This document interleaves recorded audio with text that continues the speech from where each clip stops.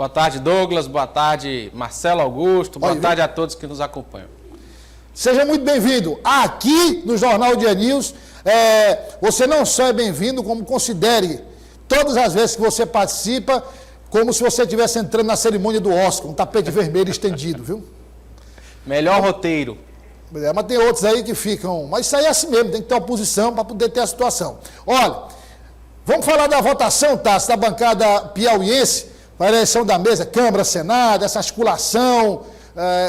E aí, como é que está a bancada piauiense? O que é que você levantou de informações sobre os votos dos parlamentares do Piauí? Douglas, como você explicava, uma semana antes, né, da realização da eleição para a mesa diretora dos dois poderes federais, Câmara e Senado, os atuais presidentes, tanto da Câmara, Arthur Lira, do Progressistas de Pernambuco, e também Rodrigo Pacheco, do PSD de Minas Gerais, disputarão a reeleição nas duas casas e são os dois candidatos favoritos. Mas aqui no Piauí os cenários são bem diferentes para os dois poderes e a gente preparou, Douglas, uma lista para que o amigo de casa veja como será a votação federal. No Senado, como você antecipava, o cenário segue bem definido. Nós devemos ter a candidatura de Rodrigo Pacheco com o apoio do PT buscando a reeleição e 2 dos 3 senadores piauienses votarão nele. Jussara Lima, que está em mudança do PSD para o PT, mas deve se filiar ao PT antes de chegar até o Senado, e Marcelo Castro votam em Rodrigo Pacheco, votam com a bancada lulista. Até o momento, o Rodrigo trabalha com a estimativa de 55, 56 senadores votando a seu favor. Já no Senado, Douglas, a gente deve ter uma candidatura de oposição, porque o ex-ministro do Desenvolvimento, Rogério Marinho, deve lançar a sua candidatura junto com a bancada do PL, para ser apoiado pela bancada do PL. E ele, até o momento, tem um apoio desses dois partidos, do Progressistas e do Partido Liberal, que totaliza aí cerca de 25, 26 votos. E o ex-ministro e agora senador Ciro Nogueira, do Progressistas, deve acompanhar e votar em Rogério Marinho para a presidência do Senado. Uma eleição mais disputada, mas devemos ter votação, devemos ter chapa sendo apresentada, esses dois já se levantaram como candidatos. Então, o cenário do Senado dividido, com 2 senadores votando em Rodrigo Pacheco, um senador, Ciro Nogueira, votando em Rogério Marinho, do PL. Já na Câmara, o cenário mais tranquilo, Douglas. O indicativo é que os 10 deputados federais devem votar em Arthur Lira. E a gente está vendo a lista. Na última sexta-feira, tivemos um almoço na casa de Arthur Lira e todos os 10 deputados da bancada piauiense participaram desse almoço. Devemos ter, até o momento, se indica, candidatura única de Arthur Lira na Câmara Federal. Então, estamos vendo aí por ordem de votação, os mais votados para os menos votados. Júlio César, Dr. Francisco, Castro Neto, Júlio Arcoverde, Florentino, votando em Arthur Lira. Na outra cartela temos o restante, os 5 deputados menos votados, Flávio Nogueira, Átila Lira, Jadiel da Jupi, Marcos Aurélio Sampaio e Merlongo Solano. Os 10 deputados do Piauí devem votar em Arthur Lira, Douglas. E a decisão, o cenário praticamente definido na Câmara Federal. Arthur Lira fez um acordo entre PT, Progressistas, fez um acordo com todas as siglas e deve ter uma reeleição tranquila. Já no Senado, o cenário um pouco mais complicado. Rodrigo Pacheco trabalha nos bastidores para conseguir uma votação expressiva, conseguir uma maioria tranquila, mas o indicativo, Douglas, é que o governo Lula vença nas duas casas, tanto na Câmara, com a candidatura de Arthur Lira, que mesmo sendo do Progressistas, é o candidato apoiado pelo PT, já no Senado, Rodrigo Pacheco é o candidato apoiado por Lula. Devemos ter uma ampla vitória de ambos aqui no Piauí. Já sento. Agora é o seguinte, essa projeção de eleição, nós já havíamos feito aqui, né? Quer dizer, que o Rodrigo Pacheco iria para a reeleição com o apoio do presidente Lula e que já desde a eleição, já desde o final da apuração, Arthur Lira vem se posicionando como apoiador de Lula. Não é? Apoiador de Lula. E foi parte do acordo, Douglas, para apoiar a PEC da transição, né? Que viabilizou o Bolsa Família. Exatamente. Agora, vamos analisar aqui a situação.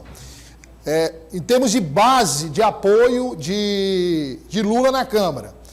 Aí tem uma unanimidade, todo mundo vai votar em Arthur Lira, o Tasso mostrou os 10 votos, todo mundo vota em Arthur Lira. Tem a frente ampla, que foi formada pelo presidente Lula, que essa frente vai continuar unida e os parlamentares eleitos vão fazer parte. Tem PSD, que já se aproximou do presidente Lula, MDB, né? Progressistas, uma ala MDB. que se aproxima, MDB. E aí, Tasso, levando-se em conta o apoio de Lula à reeleição de Arthur Lira, ele abocanha parte do progressista. Sem dúvida, uma ala do partido se aproxima. Uma ala do partido, sim. Então, veja, termina formando aquela base parlamentar, diferente do ex-presidente Bolsonaro, que já veio formar a base tarde demais, e o preço foi alto, ele já trata de formar agora.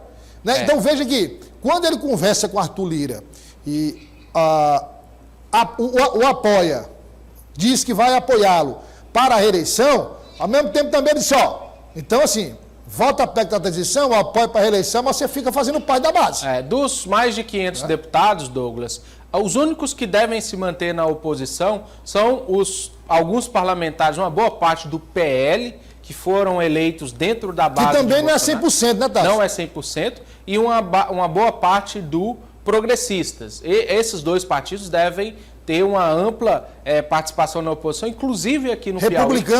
Republicanos também, uma pequena parte. Aqui no Piauí nós devemos ter uma oposição mais ferrenha, somente o deputado Júlio Arcoverde na Câmara e o senador Ciro Nogueira. O deputado Átila Lira já sinalizou que deve ser uma atuação mais independente, não tão opositor ferrenho, já que ele está no Progressistas. Vai votar de acordo com o projeto. Isso, deve ser uma oposição mais independente. Já o restante, os outros 8, né, de PSD, 3 de PSD e 5 da Federação do PT, esses já são da base. Outro ponto importante, no Senado, Ciro Nogueira deve ser um dos líderes da oposição na Câmara Alta, né, deve ali fazer parte dessa base. Vai enfrentar o Randolph. Isso, para enfrentar o Randolph de governo, que é o líder do governo no Senado. No Senado, isso, do Rede Sustentabilidade. Então nós devemos ter embates interessantes, por exemplo, entre Marcelo Castro e Ciro Nogueira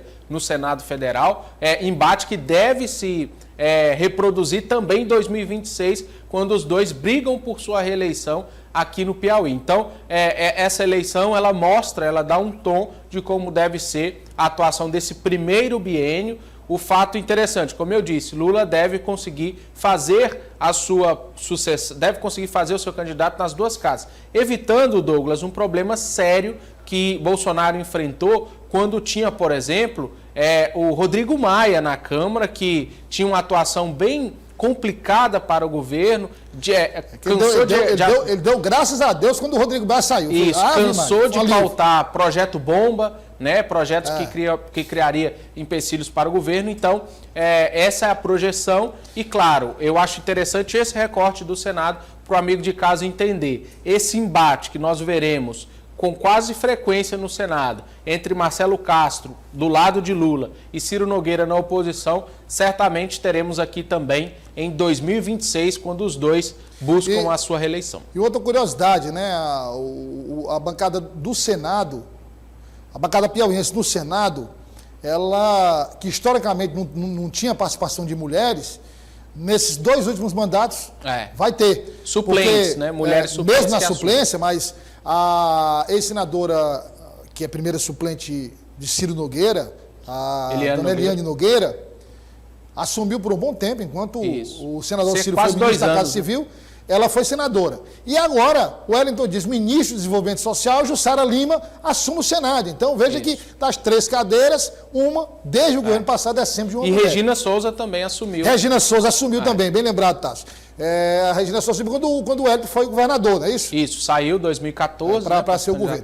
Tássio Cruz, política do dia. Daqui a pouco, Douglas, vamos falar sobre a polêmica do PSDB.